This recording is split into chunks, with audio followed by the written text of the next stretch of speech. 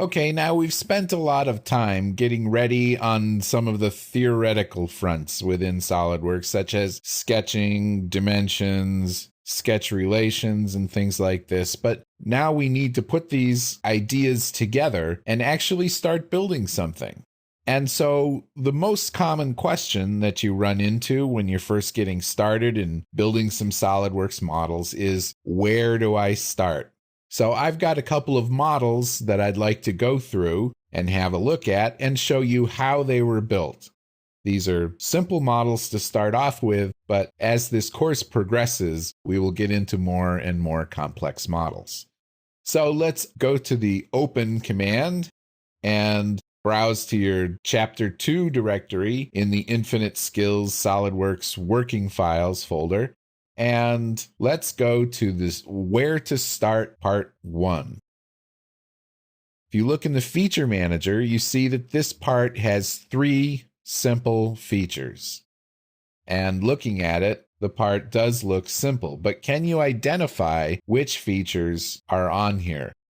We have a boss extrude, and if I click on it, it shows up highlighted on the graphics window. We have a cut extrude, and then we have an extrude thin. So those are the 3 features. Let's take a look and see how they were built. Each one of these features has a plus next to it, so if we click on the pluses, SOLIDWORKS shows us the sketches that were used to create these features. So if I click on the individual sketch, we can see what sketch was used to create the main shape. And then there was a sketch used to create the circular cutout, and another circular sketch used for the thin extrusion. Let's open a new part and try to recreate this as we go. Okay, so let's open a sketch on the front, and the part was made with a big arc, 2 straight lines, and then a small arc on top. There are many ways that you can make almost anything in SOLIDWORKS. I'll just show you one way in which this part can be created, and you can experiment with other ways. I'm going to start using a center point arc, because I know that this part should be centered on the origin. So I'm going to click on the origin to establish the center of the circle at the big end, and then click to start the arc and bring the cursor around till it's just about parallel to the previous point, and click there.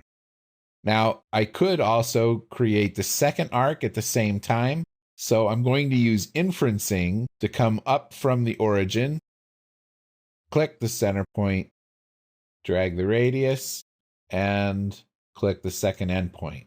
Now I'll connect all of this with straight lines, click, click, and click, click.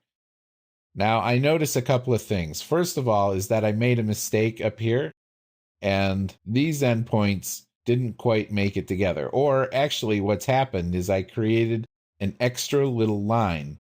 SOLIDWORKS does not tolerate sloppiness. So it's best if you have a little extra line in there or something, or an overlap or a gap. It's best that you fix things like that. So I'm going to delete this extra line. Now, notice that this is not tangent. So I'm going to manually fix that. I'm going to drag a selection box from right to left, and that selects anything that crosses the box.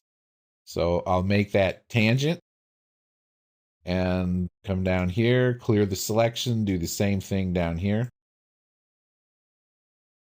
Same thing. Same thing. Okay, now let's drag the sketch to see what's going on. Well, okay, it's not behaving quite right, so let's add a construction line and click the vertical relationship to make that vertical. All right, now I'll put a dimension on this end, dimension on this end, and then I'm going to dimension the construction line because it goes between centers. And with those sketch relations and dimensions, this sketch is now fully defined. We could also place the hole in this sketch for the extrusion, but as you will find out later, it's best to separate features like this when possible. So I'll create this extrude and then later create a cut. Go up to the Features toolbar and get the extruded boss, and let's say 0.25. And I've made my first solid feature. Now let's create the hole. Click on the circle, click on the face. The hole will be centered on the origin. Create a dimension, and now make a cut. And tell it to go through all. We will talk about the end conditions in more depth later on. Now the last feature is the circular boss that comes off of this end. So we'll sketch a circle again, click on this face. To pick up the center of this arc, I can just hover over the circular edge. And then that allows me to reference the center. So I get an automatic relationship to that. Again, I'll make a diameter dimension. And now I'm going to use an extrude. I'm going to use the arrow here to just pull this up to a good looks like value, just to get it visually correct. And now to create this as a thin feature, I need to use this option box down here. Notice that the thickness by default goes to the outside. I want to go to the inside, and I want it to be 0.25. Now, we didn't use all the same dimensions, but if I double click on the model, all of the dimensions come up, and I can double click on any dimension then and change it and then rebuild. I could change it again and hit rebuild. Also be aware that you can use mixed units. If I double click on this, this is 1.3 inches, but I want to say that this should be 30 millimeters and hit rebuild.